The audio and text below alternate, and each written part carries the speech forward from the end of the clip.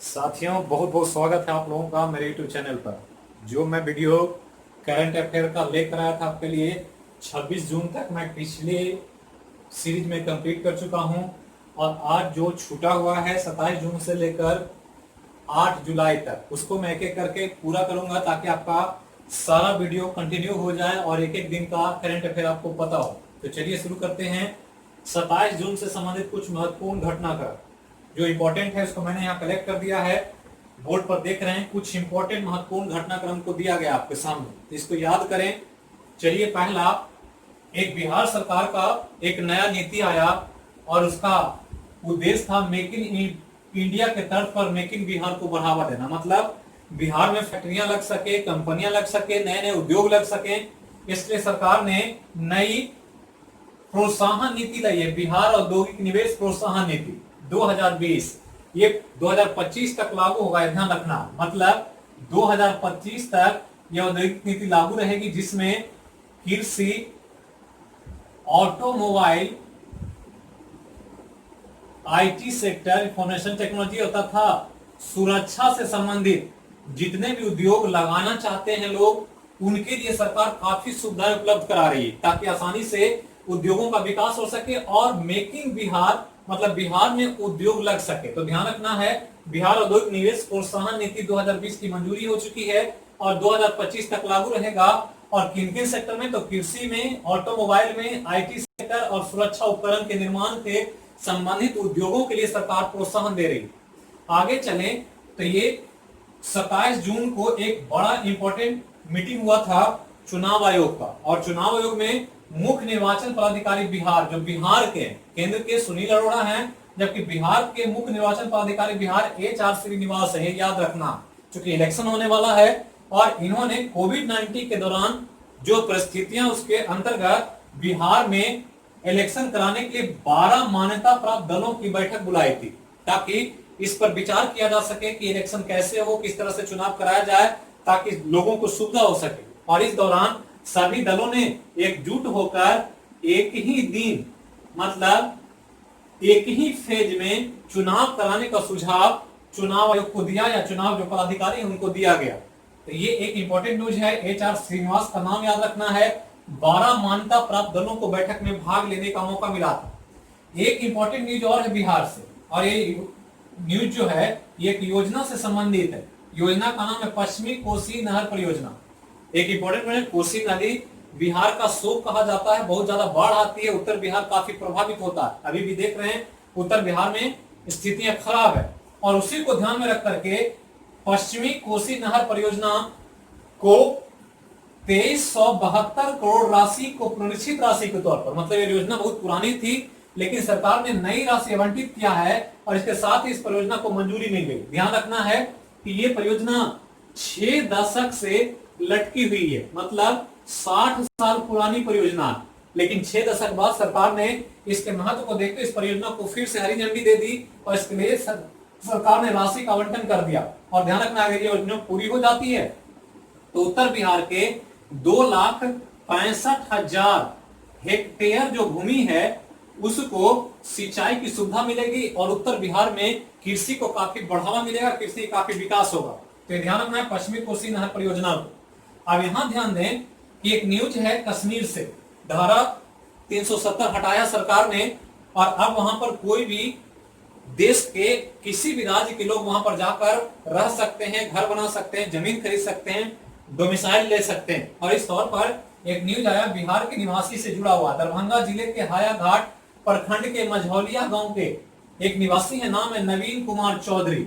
ये ध्यान रखना है। और नवीन कुमार चौधरी एक आईएएस हैं अधिकारी, आईएएस अधिकारी हैं जो जम्मू कश्मीर का डोमिसाइल लेने वाले, मतलब वहां का निवास प्रमाण पत्र प्राप्त करने वाले देश के पहले आईएएस अधिकारी हैं। तो ध्यान रखना, नवीन कुमार चौधरी को बिहार के दरभंगा जिले के रहने वाले, और ये 1994 बैच के आईएएस हैं। ये ध्यान रखना, 1994 में इन्होंने आईएएस कंप्लीट किया था। कश्मीर में काफी दिनों तक इन्होंने पोस्टिंग अपना ड्यूटी दिया, जिम्मेवारी निभाया, और अभी वहीं पर ये वहां बसने के लिए डोमिसाइल प्राप्त करने वाले देश के पहले आईएएस अधिकारी के रूप में चर्चा में है।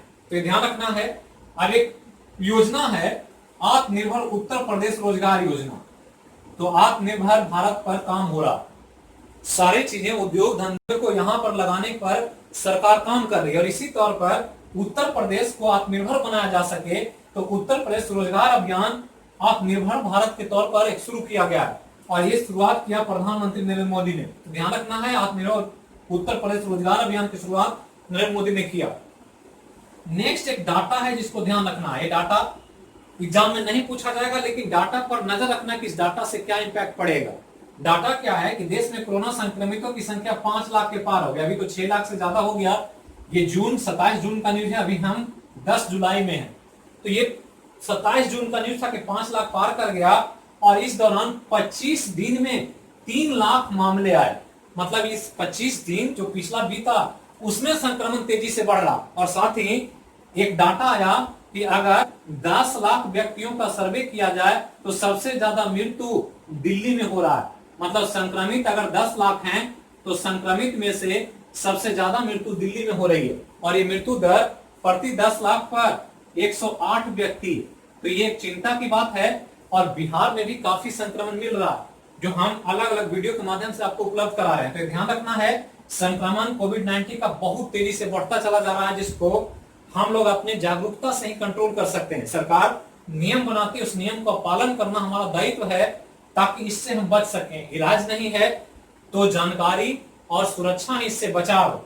अब आगे चले तो एक न्यूज है, वर्णनता और दृष्टि दोष। वर्णनता समझते होंगे, कलर ब्लाइंडनेस कहा जाता है, जिसमें लोगों को कलर देखने में परेशानी होती है, लाल और हरा रंग दिखाई नहीं देता। ऐसे व्यक्ति कलर ब्लाइंड कहते हैं, मतलब रंग को पहचानने वाली बीमारी। तो पहले कलर ब्लाइंड पीपुल को ड्राइविंग लाइसेंस नहीं बनता था, वो गाड़ी चलाने के योग्य नहीं माने जाते थे। दूसरा कि दृष्टि दोष होता था। दृष्टि दोष मतलब जिनको चश्मा लग गया हो, देखने में कठिनाई होती हो, उनको कार या गाड़ी चलाने की परमिशन नहीं होती थी। लेकिन सरकार ने नियम बदला कि अब कलर ब्लाइंड पीपुल या दृष्टि दोष में नॉर्मल दृष्टि दोष होगा, कम परेशानी होगी तो उनका ड्राइविंग लाइसेंस बनेगा। भारत में ये नहीं बनता था, लेकिन अब इसको अनुमति दिया सरकार ने।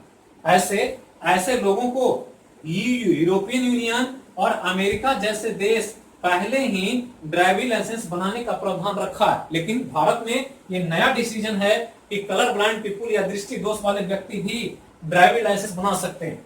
नेक्स्ट है मुख्यमंत्री दूरवर्ती शिक्षा कार्यक्रम। और ये कोविड-19 के दौरान जो शिक्षा में प्रॉब्लम आ रहा है, लोगों को पढ़ने में दिक्कत हो रही है, तो दूर से भी शिक्षा प्राप्त कर सकते हैं, कहीं रह करके लाइव क्लास के माध्यम से, वीडियो क्लास के माध्यम से, यूट्यूब के माध्यम से, कई एप्स के माध्यम से आप पढ़ाई कर सकते हैं। इसके चलते हरियाणा सरकार ने एक नया लॉन्च किया है योजना, जिसको मुख्यमंत्री दूरवर्ती शिक्षा कार्यक्रम रखा गया नाम। तो नाम रखना याद और राज्य का नाम याद रखना, जो पूछेगा एग्जाम में, आने वाले एग्जामों में। नेक्स्ट एक योजना है गोधन न्याय योजना। तो गोधन गाय से संबंधित है और गाय से संबंधित योजना ला करके जो गौ पालक है देश में, जो गाय का पालन करते हैं, उनको बढ़ावा दिया जाए ताकि उसके द्वारा गाय का पालन हो सके, डेयरी फार्म को मजबूती मिले। और इसके चलते छत्तीसगढ़ ने गोधन न्याय योजना की शुरुआत किया। तो ध्यान रखना है, छत्तीसगढ़ राज्य का नाम, योजना का नाम, गौ पालकों के लिए। नेक्स्ट एक इंपॉर्टेंट योजना लाया त्रिपुरा ने। तो त्रिपुरा राज्य का नाम याद रखना है। और ये नाम लाया, योजना जो लाया गया त्रिपुरा के द्वारा, ये एक्टिविटी के द्वारा पढ़ाई के, मतलब खेल खेल में हम पढ़ें, बच्चों को पढ़ाई को खेल से जोड़ा जाए और खेल के द्वारा बच्चों को पढ़ाई पर ध्यान दिया जाए, क्योंकि बच्चे खेल में ज्यादा एंटरटेन करते हैं और उसी दौरान उनको अच्छे से पढ़ाया जा सकता है। क्योंकि पढ़ाई जब बोरिंग होती है तो लोग उससे भागते हैं, दूर होते हैं। तो खेल के द्वारा पढ़ाई को जोड़ने के लिए, गतिविधि के आधारित शिक्षा को बढ़ावा देने के लिए त्रिपुरा ने एक योजना शुरू किया और योजना का नाम रखा 1-2 खेलो 1-2 पढ़ो। मतलब खेलो भी और पढ़ो भी साथ साथ। और ये योजना शुरू करने वाला राज्य त्रिपुरा है। तो ये था 27 जून का करंट अफेयर। इसी तरह से मैं प्रतिदिन 2 वीडियो, एक तो करंट जो चल रहा है 9, 10 मई जुलाई जो चल रहा है वो, और पीछे का जो छूटा वो मैं आपको कंटिन्यू कर दूंगा ताकि आपका कोई भी चीज छूटा ना रहे। तो थैंक यू, फिर मिलूंगा अगले वीडियो में। वीडियो देखते रहें, जहां रहें स्वस्थ रहें, सुरक्षित रहें, कोविड-19 से बचाव का सारे उपायों पर ध्यान दें। Thank you.